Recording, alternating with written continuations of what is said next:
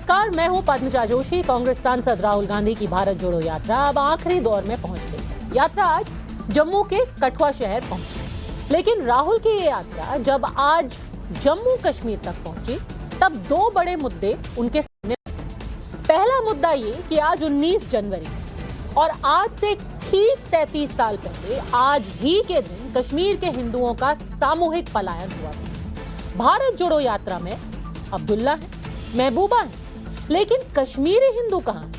लोग ये सवाल कांग्रेस से पूछ रहे हैं। और दूसरा मुद्दा ये कि श्रीनगर के लाल चौक पर अगर राहुल गांधी जी तिरंगा फहरा देंगे तो क्या वो आरएसएस के एजेंडे में शामिल हो जाएंगे? सवाल पब्लिक का है कि सामूहिक पलायन के 33 साल बाद भी क्या भारत जोड़ो में कश्मीरी हिंदुओं की और लाल चौक पर तिरंगे की कोई जगह नहीं है?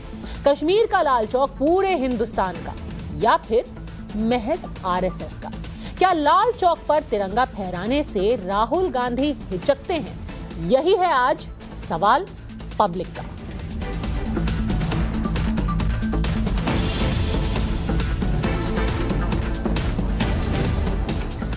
कश्मीर के लाल चौक बेहद संवेदनशील जगह मानी जाती है, खासकर जम्मू कश्मीर में आतंकवाद की शुरुआत के बाद।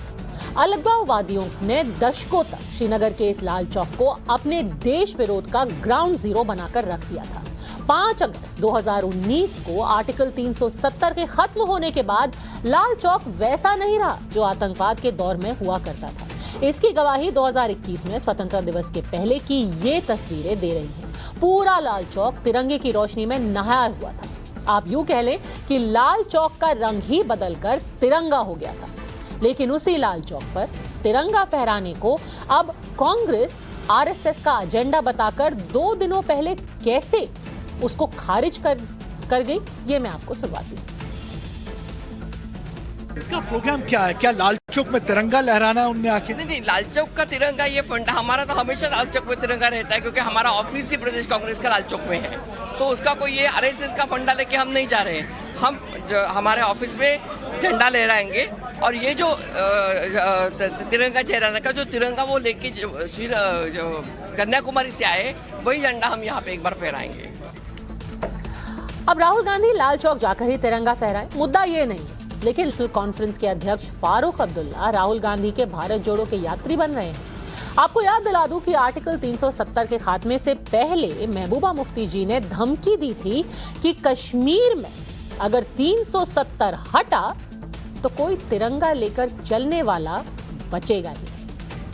महबूबा ने राहुल गांधी की भारत जोड़ो यात्रा के स्वागत में जो पोस्टर निकाला उसमें भी कहीं तिरंगा नहीं था, उसमें कहीं भारत का नक्शा भी नहीं था, उसमें महज अगस्त 2019 से पहले वाले जम्मू कश्मीर का नक्शा है। महबूबा मुफ्ती और फारूक अब्दुल्ला की पाकिस्तान परस्ती किसी से छिपी नहीं। सुनिए भारत जोड़ो में शामिल होने जा रहे फारूक अब्दुल्ला लाल चौक पर तिरंगा फहराने से लेकर पाकिस्तान से बातचीत के मुद्दे पर अब तक क्या कह रहे हैं। It doesn't matter where he hoists the tricolor. Nation is everywhere. Whether it's in his party office, whether it's in the Lal Chowk. Lal Singh, who had been defending a rape accused during the Sana case, that 8-year-old girl was raped and murdered. So he is joining the yatra. So you think that such people should be allowed to be part of the yatra? Everyone, irrespective of his past, this yatra is for the nation. Have these government, which has been now for 8 years, succeeded in bringing them back? You see yourself. If they think that by taking revenge, they're going to achieve everything, nothing will be achieved. More hatred will rise. But they will say they will not trust India. Both sides. ताली एक हाथ से नहीं बजती। फारूक अब्दुल्ला साहब पाकिस्तान की हिमायत करते हैं, लाल चौक पर तिरंगा फहराने के सवाल पर कोई लाइन नहीं लेते देखते, लेकिन कश्मीरी हिंदुओं के सवाल पर मोदी सरकार पर उंगली उठाते हैं। मैं पूछना चाहती हूं कि 1990 में कश्मीरी हिंदुओं के सामूहिक पलायन के एक दिन पहले तक जम्मू कश्मीर का मुख्यमंत्री कौन था? जब कश्मीर जल रहा था, कश्मीरी हिंदुओं के जान पर बनाई थी। 18 जनवरी 1990 को इस्तीफा देकर फारूक अब्दुल्ला ही तो चल दिए थे। आज 19 जनवरी की ये तारीख 33 साल पहले कश्मीरी हिंदुओं के सामूहिक पलायन की ही नहीं, हिंदुस्तान के सामूहिक शर्म की भी तारीख है। कश्मीर का लाल चौक कश्मीरी हिंदुओं के खिलाफ जुल्म का गवाह बना था, तो वहां तिरंगा फहराने में आखिर हर्ज क्या है? ये बात सच है कि बीजेपी और आरएसएस ने लाल चौक को अपने राष्ट्रवादी मिशन में शामिल किया है। 1992 में वरिष्ठ बीजेपी नेता मुरली मनोहर जोशी के साथ उस समय एक युवा साथी के तौर पर और आरएसएस के प्रचारक के तौर पर प्रधानमंत्री नरेंद्र मोदी ने बीजेपी की एकता यात्रा का समापन लाल चौक पर ही तिरंगा फहराकर किया था। लेकिन लाल चौक पर तिरंगा फहराने से आतंकवादियों और अलगाववादियों को भारत के स्वाभिमान का संदेश देना क्या अब महज आरएसएस का एजेंडा बन गया है? 1992 में लाल चौक पर तिरंगा फहराने को लेकर एक बार नरेंद्र मोदी ने खुद ये बात कही थी। तो हमने एक यात्रा निकाली थी कन्याकुमारी से, तिरंगा झंडा लेकर के चल पड़े थे और तय किया था कि हम श्रीनगर के लाल चौक में जाकर के तिरंगे का झंडा फहराएंगे। मित्रों, हम निकले तो श्रीनगर के अंदर आतंकवादियों ने पोस्टर्स लगाए थे, दीवारों पर लिखा था कि हम देखते हैं कि किसने अपनी मां का दूध पिया है कि जो श्रीनगर के लाल चौक में झंडा फहरा करके वापस जाए। मैं समय पे गया, तिरंगा झंडा फहराया और आज आपके सामने खड़ा। तो सवाल पब्लिक का यह है कि क्या कश्मीर के लाल चौक पर राहुल गांधी का तिरंगा नहीं फहराने का प्लान महबूबा मुफ्ती और अब्दुल्ला के दबाव में है? भारत जोड़ो में महबूबा और अब्दुल्ला बुलाए गए कश्मीरी हिंदुओं को प्रतिनिधित्व क्यों नहीं मिला? क्या आर्टिकल 370 के खात्मे से लाल चौक जैसी जगहों से चलने वाला अलगाववादी एजेंडा ध्वस्त नहीं हुआ है? और क्या लाल चौक हिंदुस्तान की शान है, उसे आरएसएस से कैसा जोड़ा जा सकता है? यही सवाल पूछते हैं। हमारे सारे गेस्ट हमारे साथ इस वक्त जुड़ चुके हैं। शाजिया इल्मी प्रवक्ता हैं भारतीय जनता पार्टी के, अखिलेश प्रताप सिंह हैं प्रवक्ता हैं कांग्रेस पार्टी के, सोहित शर्मा स्पोक्सपर्सन पीडीपी के, माजिद हैदरी राजनीतिक विश्लेषक हैं, सुशील अजरीवेश अवस्थी भी राजनीतिक विश्लेषक हैं। ये पहला सवाल आपसे है अखिलेश जी कि इसका आरएसएस से क्या लेना देना है? लाल चौक तो भारत का है।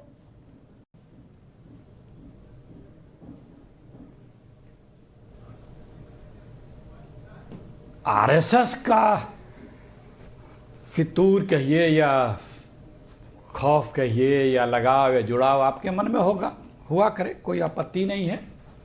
आरएसएस या बीजेपी को तिरंगे और भारत के संविधान से बड़ा लगाव नहीं है, वो एक संवैधानिक मजबूरी है। इस नाते से आरएसएस के लोग तिरंगे के साथ स्नेह प्यार करते हैं, उनके मन में कुछ और है।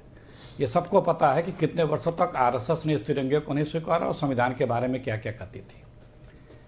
आप लोग अपने मन से कुछ बना करके कहते रहें, लोग समझते हैं, ऐसा नहीं है। आपके जो शब्दावली है उसको भी लोग समझते हैं।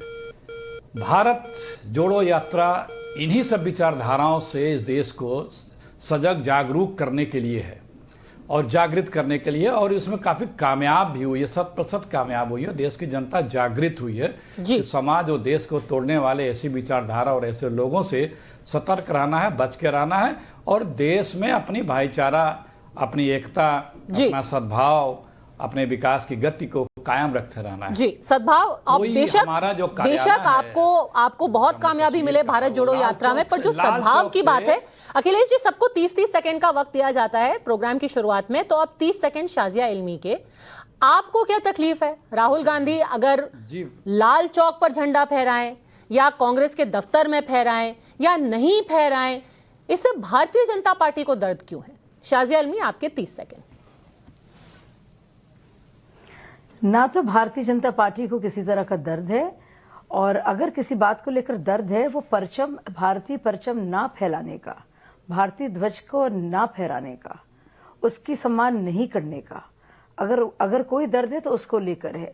अगर वाकई में वो पार्टी जिसने बाकायदा हर घर तिरंगा देकर, घर घर, गली गली, मोहल्लों मोहल्लों में अपने भारतीय फ्लैग को, अपने भारतीय ध्वज को फहराने का, उसके प्रति सम्मान जगाने का काम किया है, वो सबके सामने है।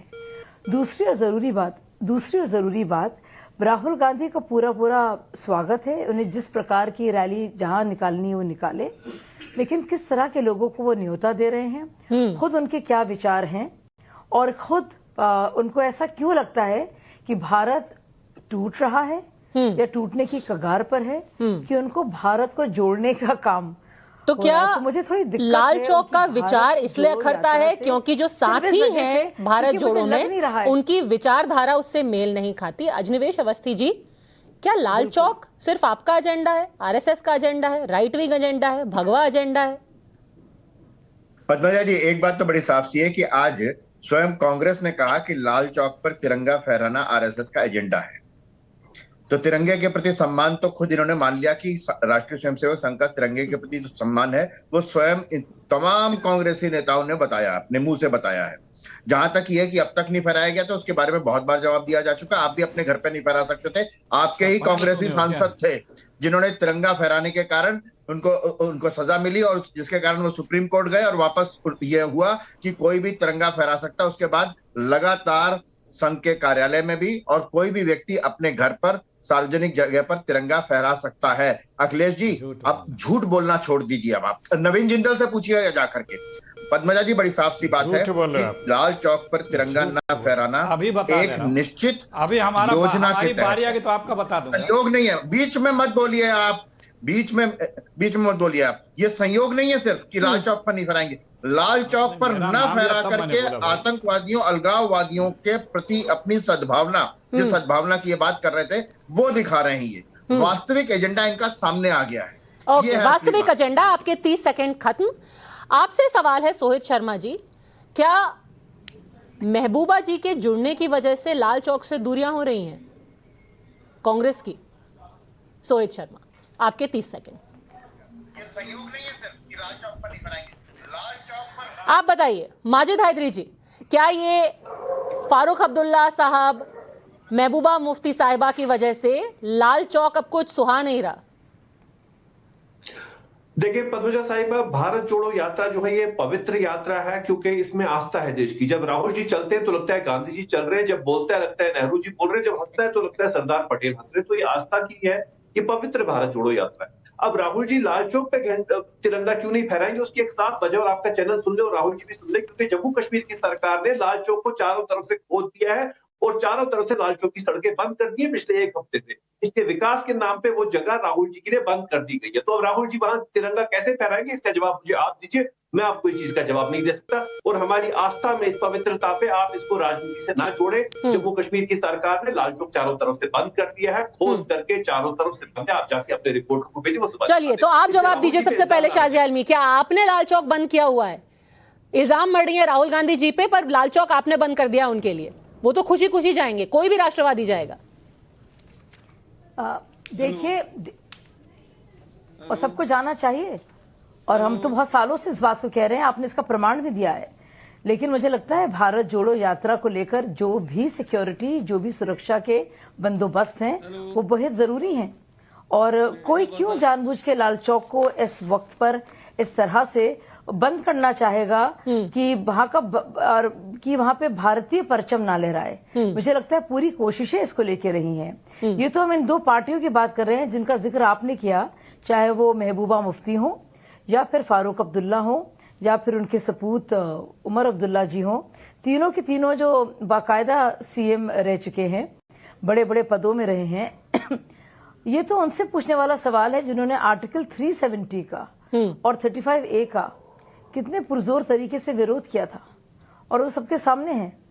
तो मुझे लगता है कि सोचने वाली बात है कि असलियत तो ये है कि एलर्जी लाल चौक से नहीं, राष्ट्रवाद से है।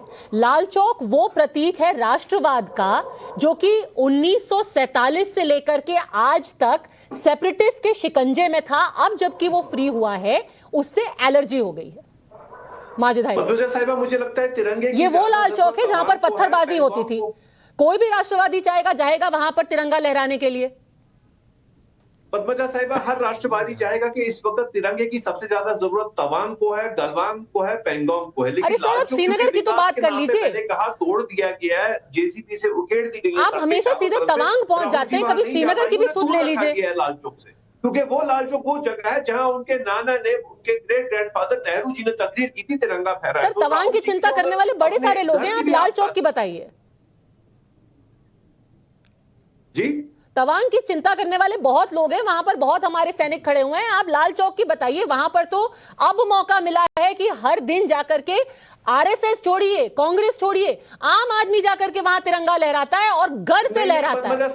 एलर्जी क्यों है इससे? ने चारों तरफ से तोड़ दिया है, लाल चौक में तोड़ फोड़ कर दिए बुलडोजर। अरे सर, पता नहीं कौन से लाल चौक में आप जाकर के आए हैं। मैं 3 हफ्ता पहले जाकर के आई हूँ वहां से। कहां से टूटा है लाल चौक, पता नहीं कौन से श्रीनगर में आप रह रहे हैं। सरकार ने राहुल जी को दूर रखने के लिए सर टीवी पे कम आया कीजिए, जाइए थोड़ा लाल चौक देख के आइए। पता नहीं कौन सा लाल चौक आपने टूटा हुआ देखा है। अखिलेश प्रताप जी, अवनीश जी कह रहे हैं कि ये संयोग नहीं प्रयोग है। अखिलेश जी और अवनीश जी, क्योंकि उनकी न अकाउंटेबिलिटी न रिस्पॉन्सिबिलिटी है, मैं जल्दी जवाब देता नहीं हूं। जिसकी कुछ जवाबदेही हो हम उसको जवाब देते हैं, लेकिन आप पूछ रही हैं तो मैं बता दे रहा हूं। जो ये बता रहे हैं, झूठ फैला रहे हैं कि पहले घरों पे झंडा फहराने का रोक था। 26 जनवरी 15 अगस्त को अपने घरों पे झंडा फहराने का रोक कभी नहीं था।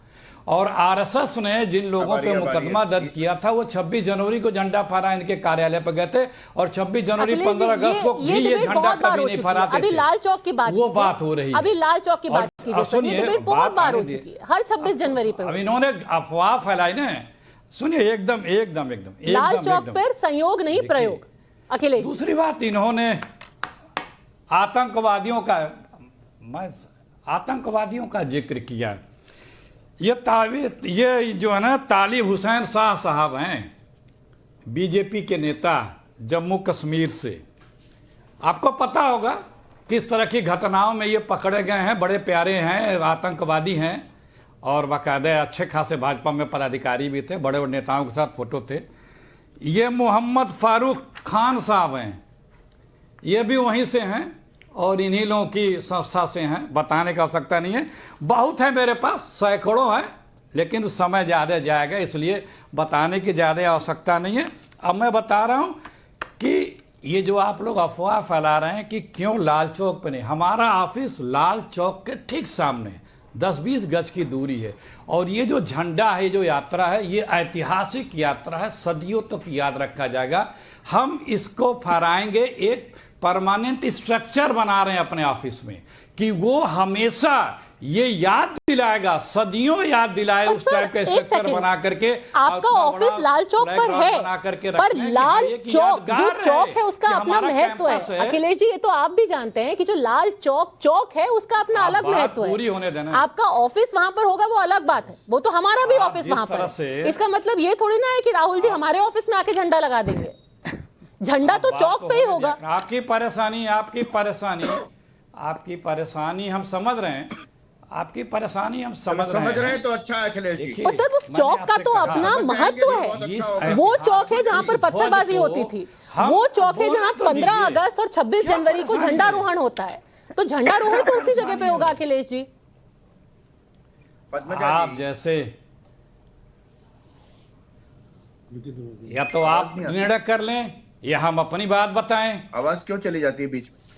या आपकी बात करनी हो तो आप करिए अपनी बात। चलिए आपसे मैं ये पूछ लेती हूं। हम तो अपनी बात करेंगे। नहीं, मेरा सवाल बहुत सीधा है। उस ऐतिहासिक पल, अखिलेश जी ये बताइए कि जब अखिलेश जी, अच्छा मैं एक अलग तरीके से सवाल पूछती हूँ। जब भी प्रधानमंत्री लाल किले की प्राचीर से झंडा फहराते हैं तो वो लाल किले पर होता है, लाल किले के आसपास जाके, चांदनी चौक में जाके तो नहीं झंडा फहराते ना। फिर तो ये कहेंगे कि चलो लाल किले के पीछे हम झंडा लगा देते हैं, या लाल किले के आगे चांदनी चौक के इलाके में कर देते हैं। झंडा तो लाल किले पर ही फहराया जाता है, वैसे ही झंडा तो लाल चौक पर ही फहराया जाएगा। नहीं, लाल चौक मुगलों ने नहीं बनाया है। अब सुनिए, अब धीरज रख लीजिए, अब सुनिए। अब मैं आपके विवेक को मैं जान गया कि आपके विवेक को मैं पहचान भी गया। आप लाल किले की झंडारोहण की तुलना लाल चौक से कर रही है। धन्य है आप, नहीं होनी चाहिए आपकी सोच, और धन्य है आपको इसकी जानकारी कितनी है उसकी। नहीं, एक मिनट प्लीज, बीच में नहीं, प्लीज बीच में नहीं। आपने अपने ज्ञान का बखान कर दिया। नहीं सर, दोनों में क्या फर्क है बताइए। कांग्रेस की निंदा में आप अपने आप को क्या क्या साबित कर गई, प्लीज। अरे वही मैं कह रहा हूं ना, आप तो वही बता रही थी, दोनों को एक ही तुलना कर रही थी। तो आपका ज्ञान हम समझ गए, दर्शक भी समझ गए। बिल्कुल। मैंने कहा आपसे कि ये हमारी यात्रा है, इस यात्रा के उस फ्लैग को हम हमेशा के लिए एक यादगार के रूप में रखना चाहते हैं, तो हमें अपने ही कैंपस में वो मेंटेन हो सकता है।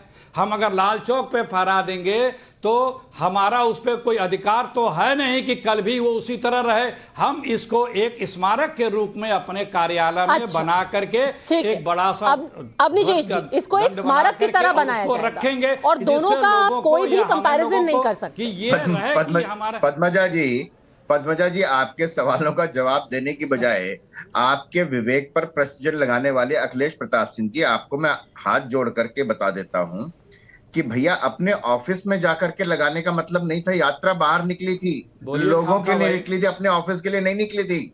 आपके लिए अपने कार्यालय में जाकर के झंडा लगा लिया, स्मारक बना लिया, वो स्मारक ही रह जाएगा, फिर इतिहास ही बन गया, इतिहास में हो गए गुप्त। और जहां तक मुझे हैरत है कि माजिद हैदरी कह रहे हैं कि सड़क खोद दी, लेकिन कांग्रेस ये तर्क नहीं दे रही है।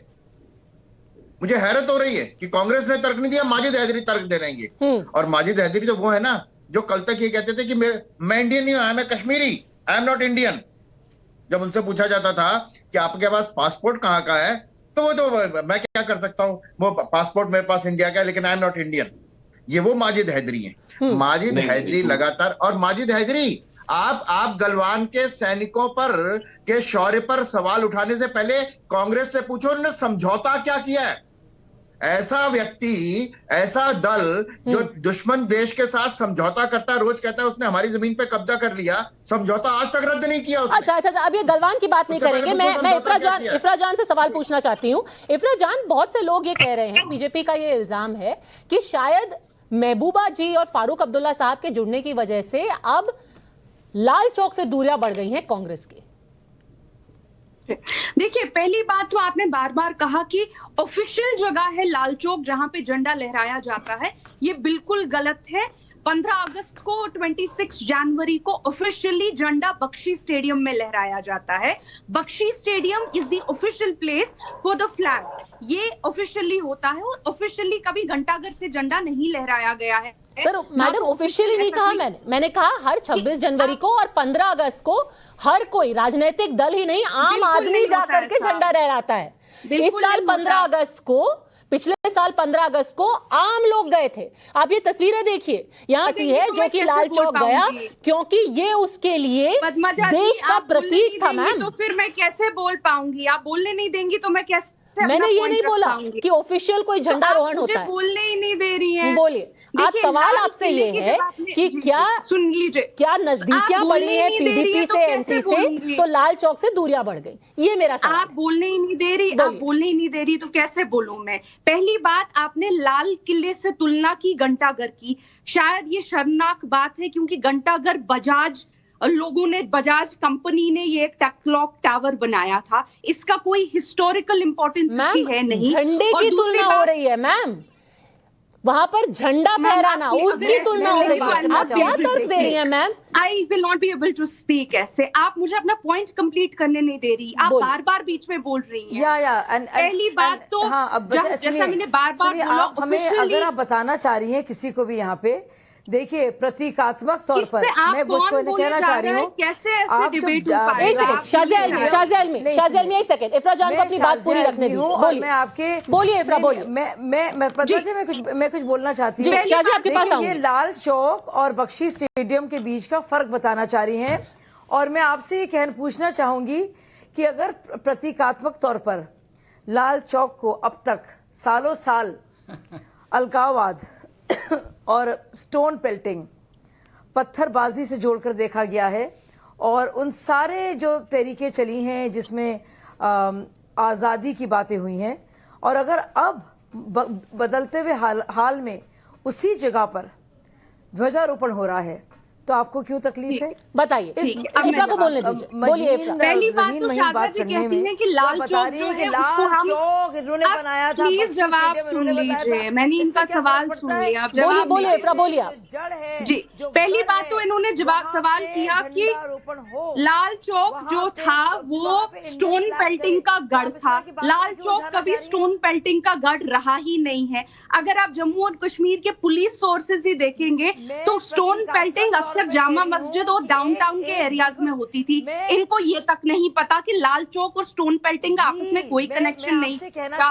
दूसरी बात, हिस्टोरिकली जो हमारा नेशनल फ्लैग यानी ट्राई कलर है वो बख्शी स्टेडियम में ऑफिशियली उसको लहराया जाता है। लाल चौक के साथ कोई सिग्निफिकेंस नहीं है। बीजेपी ने एक मीडिया हाइप बना ली है, तो बहुत अच्छी बात है कि इसको ऑफिशियली अच्छी जगह पे लहराया जाएगा, ना कि ट्राई कलर का तमाशा बनाया जाएगा। आप लोग हमारे तिरंगे का अपमान करते हैं, आप लोग हमारे तिरंगे का अपमान करते हैं। जिस जगह की कोई सिग्निफिकेंस ही नहीं उस जगह में चला देते हैं। आप तिरंगे का अपमान कर। इफ्रा जी, आपको भली भांति पता है कि लाल चौक पर क्या क्या होता था। आइए अपने दर्शकों को भी गिना देते हैं। जून 2008 में लाल चौक में आजादी के नारे लगे। सितंबर 2010 में लाल चौक पर इसी घंटा घर पर, जिस पर आप कह रहे हैं कि इसका क्या महत्व है, ये तो किसी कंपनी ने बनाया हुआ, इसका कोई महत्व ही नहीं है। वहां पर हरे झंडे, इस्लामिक झंडे, घंटा घर के ऊपर इस्लामिक झंडे लगाए गए थे।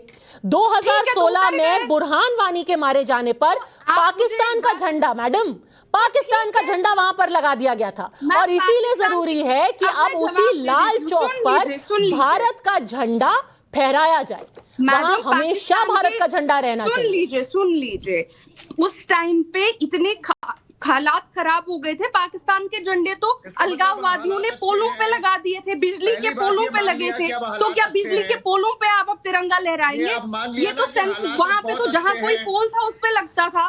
अब निजेश जी, कोई सिग्निफिकेंस नहीं है। मैं पद्मजा जी, आज इफ्रा ने मान लिया जो कल तक कहती थी कि कुछ बदलाव नहीं हुआ। आज मान लिया कि हालात बहुत खराब थे और हालात बहुत अच्छे हो गए, अब वहां पर तिरंगा फहराया जा सकता है। खुद माना। और मैं तो 370 हटने के बाद बड़ा खुश होता हूँ। हमारा तिरंगा कहने वाली इफ्रा जान अब है। 370 हटने से पहले इनका तिरंगा नहीं होता था, कश्मीर का झंडा होता था। हमारा झंडा कश्मीर का झंडा है। यूट्यूब पे जाके देख लीजिए इनके वक्तव्य सारे। ये कह रही है हमारा तिरंगा, ये है बदलाव। ये बदलाव है 370 हटने का। ये बदलाव है 370 हटने का। चुनाव से माजिद हैदरी और इफ्रा जान कह रही हैं कि हमारा तिरंगा, जो कल तक कहते थे कि नहीं हमारा तो कश्मीर का झंडा है। सर, मैं आर्टिकल हमारा तिरंगा नहीं, हमारा कश्मीर का झंडा है। टेलीविजन पे आई एक निशान, झूठ बोल रहे हैं, झूठ बोल रहे हैं। अरे आप जाकर के खुद चेक कर लीजिएगा अपना। और इफ्रा जी चलिए, अच्छी बात यह है, सबसे अच्छी बात आज पूरी बहस में ये निकल करके आई है कि आपने ये माना है कि 2019 के पहले ऐसे हालात थे कि बिजली के पोलों पर पाकिस्तान के झंडे थे। कल तक तो आप कहती थी कि सब कुछ बहुत अच्छा था, सब चंगा सी। आप कह रहे हैं कि बिजली के तारों पर, बिजली के पोलों पर पाकिस्तान के झंडे। चलिए, अच्छा है कि कम से कम आज बिजली के पोल तो पता नहीं, पर लाल चौक पर हमारा तिरंगा है। अब जवाब सुन लीजिए, बोलिए। देखिए, उस टाइम पे 2016 में अगर बिजली के पोलों पे पाकिस्तान के झंडे लगाए गए थे, लेकिन कश्मीरी पंडित भाई बहन सुरक्षित थे। आज अगर बिजली के पोलों पे कश्मीरी पंडित भाई सुरक्षित थे, 1990 से हजारों लोग छोड़ करके वादी भाग गए और आपके हिसाब से सुरक्षित है। किलिंग हुई 17 में, कितनी किलिंग हुई? आज की किलिंग देखिए, 370 के एब्रोगेशन के बाद किलिंग देखिए। मैम, आप लाल चौक के अलावा हर चीज पर बात करेंगे। सोहित शर्मा जी बोलना चाहते हैं। जी सोहित जी। जामा मस्जिद थैंक यू, आपने मुझे मौका दिया बोलने का, लेकिन मैं जब बोलूंगा प्लीज 2 मिनट का मुझे समय दे, बीच में कोई ना बोले। जी बिल्कुल, पूरा समय ध्यान रखें। हाँ, बात ऐसी है कि इस समय जो सेकुलर सोच को लेके चल रही है, जो सभी धर्मों को लेके चल रही है, तो उसका हम वेलकम करते हैं, उसका हम स्वागत करते हैं। रही बात लाल चौक की, लाल चौक भारत का एक हिस्सा है और झंडा हम कहीं भी लहरा सकते हैं। इसमें तो मुझे लगती नहीं है कोई डिबेट होनी चाहिए। हाँ, डिबेट इस बात पे होनी चाहिए कि 5 अगस्त 2019 के बाद से जम्मू कश्मीर में चल क्या रहा है, इस पे हमें डिबेट करनी चाहिए। जो हालात इस समय जम्मू कश्मीर में बन रहे हैं, जिस तरह से टारगेट किलिंग चल रही है, जिस तरह से कश्मीरी पंडित मर रहे हैं, मुस्लिम भाई मर रहे हैं और हमारे हिंदू भाई मर रहे हैं। इस पे हमें सोच विचार करना चाहिए कि आखिरकार भारतीय जनता पार्टी जम्मू कश्मीर को कहां लेके जा रही है, क्या हालात बना दिए हैं। सर, आप जो आंकड़े दे रहे हैं वो भी आप सिलेक्टिवली दे रहे हैं। आखिरकार इन्होंने जम्मू कश्मीर के बारे में सोचा क्या है? बिल्कुल, जो टारगेट किलिंग हो रही है उसके बारे में कोई शक नहीं है कि उसका जवाब सरकार को देना चाहिए। उनसे लगातार हम सवाल ये पूछ भी रहे हैं, पर इसके अलावा आपने जो आंकड़े नहीं दिए हैं सर, वो ये हैं कि जो डोमेस्टिक रिक्रूटमेंट है टेररिज्म का, वो ऑल टाइम लो पर है। कम से कम 6 जिले हैं सर, और ये खुद आपको पता है सोहेब जी, क्योंकि आप वहां पर रहते हैं। 6 जिले हैं, इंक्लूडिंग वो जिले जहां सबसे ज्यादा आतंकवादी रिक्रूटमेंट होता था, जो कि अब आतंकवाद फ्री हो गए हैं। अब स्टोन पेल्टिंग के सबसे कम मामले पिछले 2 साल में कोई मामले नहीं आए हैं, और ये बात बच्चा बच्चा जानता है। ये आंकड़े भी जरूरी हैं, और ये फर्क आया है पिछले 3 सालों में जम्मू कश्मीर में। ये मेरा पॉइंट ऑफ व्यू नहीं है, ये हमारे यहाँ के एलजी साहब है जिनका पॉइंट ऑफ व्यू है। सर, मैं आपके पूरा इत्तेफाक रख रही हूं कि टारगेट किलिंग में सरकार को जवाब देना है, पर आज का मुद्दा है कि जो बदलाव आए हैं उनको क्यों नकारा जा रहा है, 1, और दूसरा कि उस बदलाव का ही एक हिस्सा है कि तिरंगा रहेगा लाल चौक पर, तो फिर इस बात से परहेज क्यों है? अजनिवेश जी। मैं पद्मजा जी, ये पीडीपी के प्रवक्ता से मैं पूछना चाहता हूं कि अभी तो इफ्रा जान कह रही थी कि बहुत हालत बदल गई। एक बात बताइए, पिछले 1 साल में टूरिस्ट कितने आए?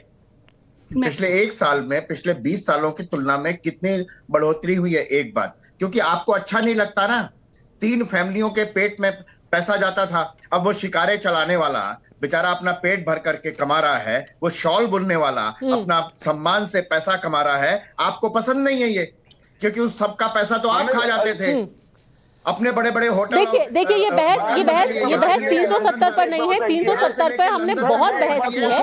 आज का मुद्दा है भारत जोड़ो, लाल चौक और आरएसएस। आप सबसे सवाल पब्लिक का भी है, मैं जल्दी से कुछ पब्लिक के सवाल लेना चाहती हूँ। किरीट कुमार पटेल का सुरेंद्र नगर से सवाल है, वो पूछना चाहते हैं 370 फिर से बहाल करने के लिए चीन की मदद लेने की बात करने वाले फारूक अब्दुल्ला, और 370 हटाया जाए तो खून की नदियां बहा देंगे, तिरंगा उठाने वाला कोई नहीं मिलेगा, ऐसे कहने वाली महबूबा मुफ्ती जी के साथ क्या साथ में रहना, ये क्या साबित करता है? ये एक सवाल है। दूसरा सवाल है संजय मिश्रा जी का, वो भदोही से सवाल पूछ रहे हैं कि कांग्रेस को क्या ये भी बताना चाहिए कि क्या कांग्रेस फारूक अब्दुल्ला और महबूबा जी के विचारधारा से सहमत है?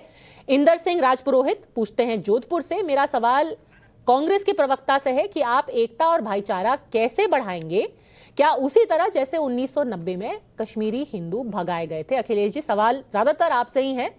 भाईचारा एक तरफ और कश्मीरी पंडित दूसरी तरफ, क्या आप उनके विचारधारा से सहमत हैं? अखिलेश जी। ये जो 3 सवाल हुए हैं, और जो 2 हमारे एक गोलवर्कर के वर्कर साहब बैठे हुए हैं और एक बीजेपी के, ये लोग जब ये बोलते हैं कि वो 3 परिवार कश्मीर के और वो मुफ्ती साहिबा, अरे भाई आप उनके साथ मिलकर सरकार बनाए थे, और आप जब सत्ता में थे तब मुफ्ती साहब ने ये बात बोली थी कि तिरंगा उठाने वालों, तब तो आप उनकी तारीफ कर रहे थे, तब तो आपने समर्थन वापस नहीं लिया। और दूसरे, जब आप 2 निशान की बात करते हैं तो आदरणीय मोदी जी उसी झंडे के नीचे बैठ करके ओथ दिलाए थे जब पहली ओथ हुई थी, और बगल में बैठ करके पाकिस्तान और आतंकवादियों की तारीफ हो रही थी और मोदी साहब सुन रहे थे। ये ना राष्ट्रभक्त हैं, ना देशभक्त हैं, ये सिर्फ सत्ता के भक्त हैं। ये ईस्ट इंडिया कंपनी पार्ट 2 है, इसे सिर्फ देश को बांट करके मुफ्ती मोहम्मद सईद साहब के इस देश पे राज जब सेरेमनी में गए थे तब भी वहां पर एक निशान, एक विधान, एक प्रधान नहीं था। बात होने दीजिए, बात होने नहीं, आप ही सवाल पूछ रही हूँ, जवाब सुन लीजिए। थोड़ी बात आ जाने दीजिए। जब हमारी सरकार केंद्र सरकार, अच्छा ठीक है अखिलेश जी अपनी बात पूरी कीजिए। अच्छा 30 सेकंड और अखिलेश जी, 30 सेकंड और, एक सेकंड 30 सेकंड बात पूरी होने दीजिए। दूसरी बात और एक हाँ, दूसरी बात हुई पत्थरबाजों की। पत्थरबाजों पर से मुकदमे इनकी सरकार उठाती थी और इनके बड़े नेता उस वक्त के बयान देते थे कि बच्चे हैं, पत्थर चला रहे हैं, गलती हो गई वापस करो, और फौजियों पर मुकदमे लगाए जाते थे। इस तरह मैं बहस नहीं करता, दोबारा आने के लिए मैं विचार करूंगा। एक सेकेंड, एक बार में एक ही, क्या मैं प्लीज रिक्वेस्ट कर सकती हूँ? अखिलेश जी अपनी बात पूरी कीजिए, बोलिए। तो ये बीच में इनको या तो म्यूट करिए या अपने पीसीआर को बोलिए कि ये हरकत बंद करे। देखिए, मैंने कहा कि जो लोग पत्थरबाजों का जिक्र कर रहे हैं, उस वक्त बीजेपी के बड़े बड़े नेता ऑन रिकॉर्ड है, बोलते थे कि ये बच्चे हैं, गलतियां हो गई है, और 10,000 पत्थरबाजों से मुकदमे वापस किसने किया? ओके अखिलेश जी, मुकदमे वापस किए महबूबा मुफ्ती साहिबा उस समय, तो उनको आप भारत जोड़ो में क्यों लेके आ रहे हैं? किसने लगाए? अखिलेश जी, तो जो महबूबा मुफ्ती साहिबा ने मुकदमे वापस किए, उनको भारत जोड़ो में क्यों आप स्थान दे रहे हैं? अरे तो सत्ता में कौन था? अलायंस, आप फिर, अरे सत्ता में उस वक्त कौन बैठा था? गलत था, बीजेपी ने वापस गलत था, बिल्कुल जायज नहीं था, का बयान था, बिल्कुल गलत था, बयान नहीं था।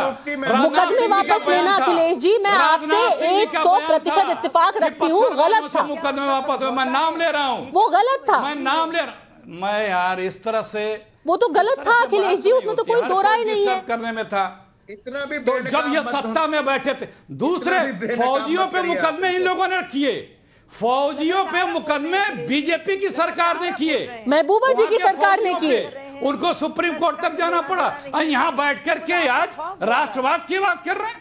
ये देखिए इनका खौफ हो सर, वो मुकदमे तो महबूबा जी की सरकार ने किए जब वो मुख्यमंत्री थी, अब वही आपकी भारत जोड़ो में है, वही मुख्यमंत्री जो थी। अरे बीजेपी की सरकार थी, अब यात्रा तो आपकी सरकार थी, बीजेपी ने किया, बीजेपी की सरकार थी, उनका समर्थन था, बिल्कुल गलत था वो, बिल्कुल गलत था। किस मुंह से बीजेपी बोल रही है? बिल्कुल गलत रूमर फैला रही है। पर ये सवाल बीजेपी का नहीं है, ये तो सवाल पब्लिक का है सर। कह रहे हैं कि आज किस मुंह से अपने आप को किस तरह से बीजेपी पाक साफ बताती, जब सत्ता भोगी लेना होता नहीं है तो हिंदुस्तानियों के खिलाफ मुकदमे। पर ये सवाल बीजेपी का नहीं है, ये सवाल पब्लिक का है कि वही महबूबा मुफ्ती जिनके सारे फैसलों को आप देश विरोधी बता रहे हैं कि कैसे महबूबा सरकार और बीजेपी सरकार ने फौजियों पे मुकदमे किए, वो आज भारत जोड़ो में कैसे सम्मिलित हो सकती हैं? जी अब सुनिए ध्यान से, आप सुनिए जी, फौजियों पे मुकदमे बीजेपी की अनुमति से किया। अब मेरे साथ जो मुफ्ती साहिबा थी, उस वक्त का कोई ऐसी हरकत बता दीजिए, हमारे साथ भी रही हैं, एक हरकत बता दीजिए जिस पे कोई उंगली उठा सकता हो। और ये तो बिना बीजेपी के मर्जी के नहीं हो सकता था, कोलिशन में थी। तो अब उनकी विचारधारा बदल गई है, अब आपके साथ यात्रा में चलेंगी तो अब वो उनकी विचारधारा बदल गई है अखिलेश जी? अरे उनका सहपा करके बीजेपी ने कराया था ये। सर बीजेपी गलत थी, बीजेपी ने कराया था। आप कह रहे हैं कि बीजेपी के साथ जाकर के महबूबा जी ने गलत फैसले। सत्ता में थी तब कोई ऐसी हरकत नहीं हुई थी जिसपे कोई उंगली उठा सकता हो। जब बीजेपी के साथी तथा कथित स्वयंभू राष्ट्रवादी पार्टी, इसीलिए तो पूछ रही हूँ सर, तो आपके साथ आकर के ही, आपकी सोहबत पा करके महबूबा जी राष्ट्रवादी होती हैं, तो साल 2023 में भारत जोड़ो यात्रा में आपकी सोहबत में महबूबा जी बोलेंगी एक निशान, एक देश एक निशान, आपकी सोहबत में, आपकी यात्रा में क्या महबूबा जी बोलेंगी एक निशान, एक तिरंगा, एक झंडा? मुश्किल से सवाल कर लेती हैं आप इनसे। अभी जिसके साथ थी उसका हंस देख लिया ना आपने। चलिए आपकी हंसी में ही सारे जवाब छुपे हुए हैं। सोहित जी बताइए, सोहित जी आने पर सोचेंगे ये। और उनकी सरकार के उस वक्त के रक्षा मंत्री ने बयान दिया था, उस वक्त के रक्षा मंत्री ने पत्थरबाजों से मुकदमे वापस लेने के बयान दिए थे। उस वक्त के फौजियों पे मुकदमे किसने करवाए थे? ये भारतीय जनता पार्टी और महबूबा मुफ्ती की सरकार ने। वही महबूबा मुफ्ती जो आपकी यात्रा में होंगे। बताइए सोहित जी। भारतीय जनता पार्टी की दोहरी नीति रही है जम्मू कश्मीर पे। देखो बात ऐसी है, एक विधान एक निशान की बात करते हैं ये। अगर एक विधान एक निशान की बात करते हो तो फिर नॉर्थ ईस्ट में क्यों नहीं ये कर पाए? नॉर्थ ईस्ट में तो भारतीय जनता पार्टी की सरकार रही ना, मेघालय में, त्रिपुरा में, उस एरिया में। सर इस चर्चा का कमाल ये है कि मैं पूछती हूँ लाल चौक, माजिद हाजिरी को याद आता है तवांग, मैं आपसे पूछती हूँ कश्मीर, आपको याद आता है मेघालय। किसी को कश्मीर की चिंता नहीं है, हर किसी को तवांग की चिंता है। ये पाकिस्तान का झंडा, अरे बुरहान वानी के पिताजी को पैसे रुपए भारतीय जनता पार्टी देनी गई थी ना उनके घर में, 10-15 लाख रुपए उनके घर में भारतीय जनता पार्टी। सर मुद्दे की बात कीजिए ना, मेरा सवाल सिर्फ सीधा है। अखिलेश जी बोल रहे हैं कि जब भी महबूबा जी बीजेपी के साथ जाती हैं तो फौजियों पर हमला करती हैं, पत्थरबाजी का समर्थन करती हैं, जब कांग्रेस के साथ आती हैं तो कट्टर राष्ट्रवादी बन जाती हैं। तो अब भारत जोड़ो यात्रा में हम ये कट्टर राष्ट्रवाद देखेंगे क्या? महबूबा जी बोलेंगी कि हमारा कश्मीर भारत का हिस्सा है, था और रहेगा। हमारे कश्मीर में तिरंगा पकड़ने वाले हाथ कभी कम नहीं होंगे। हमारे कश्मीर में एक निशान, एक प्रधान, एक संविधान।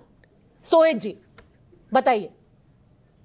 पद्मा जी, भारत का हिस्सा महबूबा जी तो जब से देश आजाद हुआ तब से हम तो भारत के साथ ही चलते आ रहे हैं। मुफ्ती साहब भी भारत के साथ चलते आ रहे हैं और महबूबा मुफ्ती जी भारत के साथ चलते आ रहे हैं। और शायद आज महबूबा मुफ्ती जी की एक नई स्टेटमेंट आई थी जिसमें उन्होंने कहा था कि भारत के संविधान में रहकर ही कश्मीर मसले का हल होना चाहिए, और ये वो कहते हैं।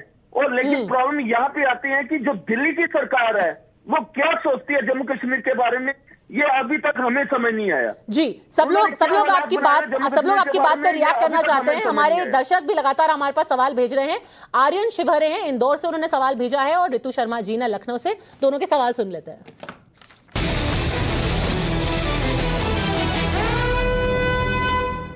मेरा सवाल ये है कि अगर राहुल गांधी श्रीनगर के लाल चौक में झंडा फहरा देंगे तो क्या ये अलगाववादियों और बीजेपी को जवाब नहीं होगा? राहुल गांधी तिरंगा फहरा तो रहे हैं, अब कहां फहराएंगे ये पार्टी की प्लानिंग से तय होगा या बीजेपी के कहने से तय होगा? बताइए शाहजेद जी, बार बार पलटकर सवाल आपके पास भी आता है।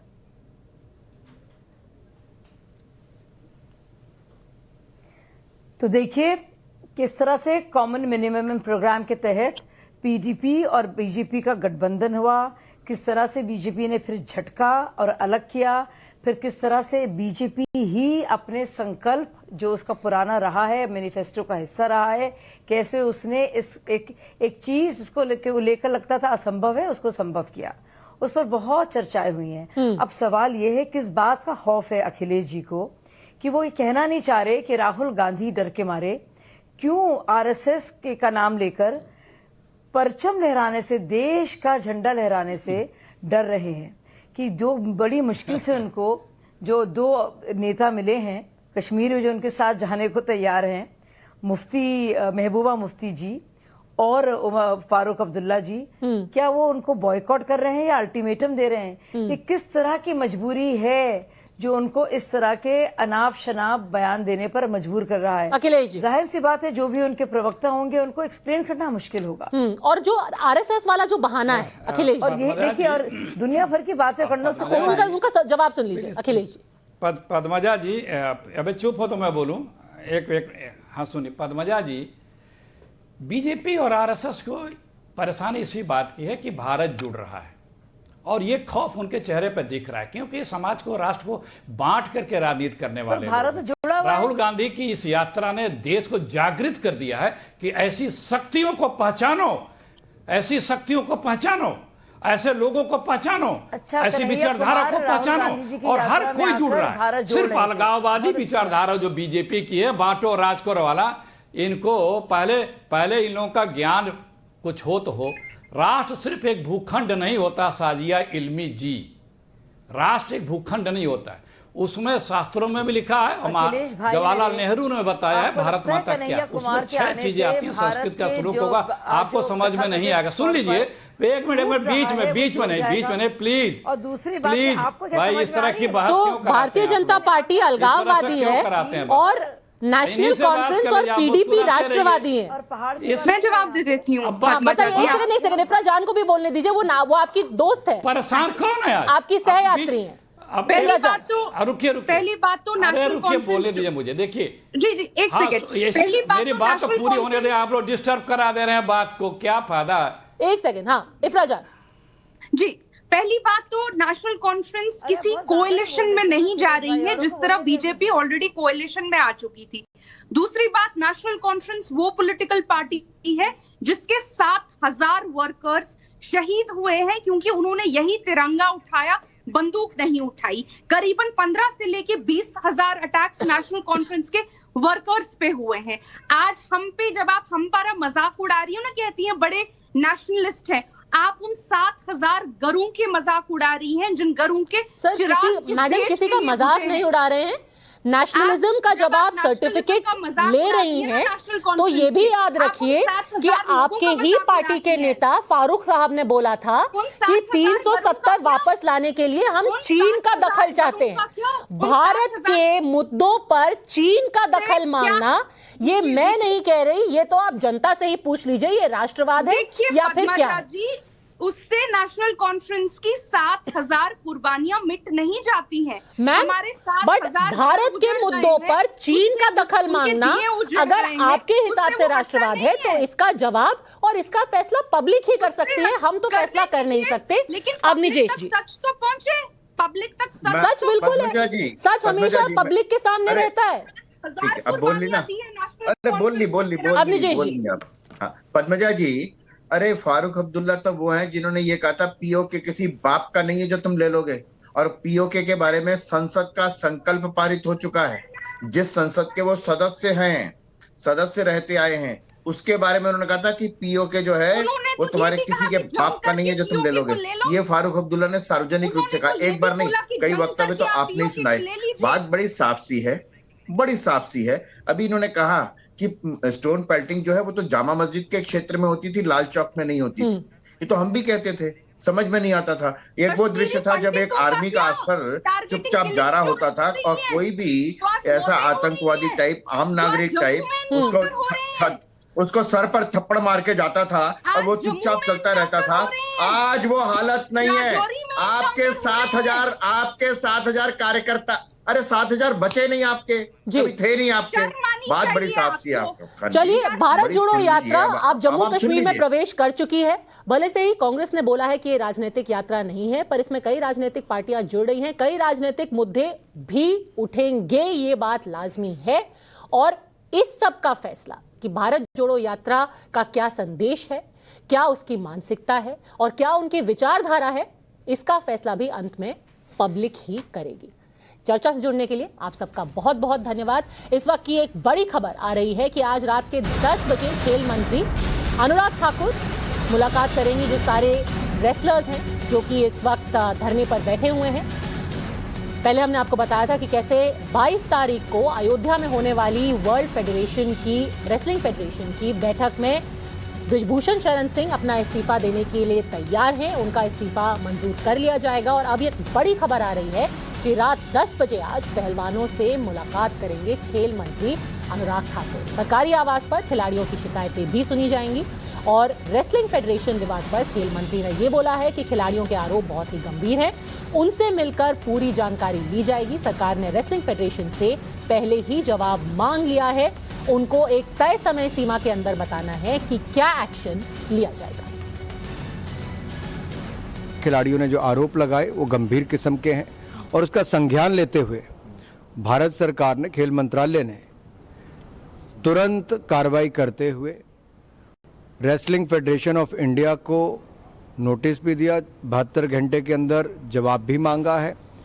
और इसके अलावा जो कैंप लगना था उसको भी पोस्टपोन कर दिया गया है प्रभावी रूप से। और हम सदा खिलाड़ियों से पहले भी मिलते रहे और आज भी मेरा प्रयास है कि मैं वापस जाकर खिलाड़ियों से मिलूंगा ताकि उनकी बात को सुन भी सकें और जो उचित कार्रवाई होगी वो भी करेंगे। मामला बेहद गंभीर और अब सरकार ने आश्वासन दिया है कि उचित कार्रवाई की जाएगी। सवाल पब्लिक का, मैं आज के लिए बस इतना ही। अब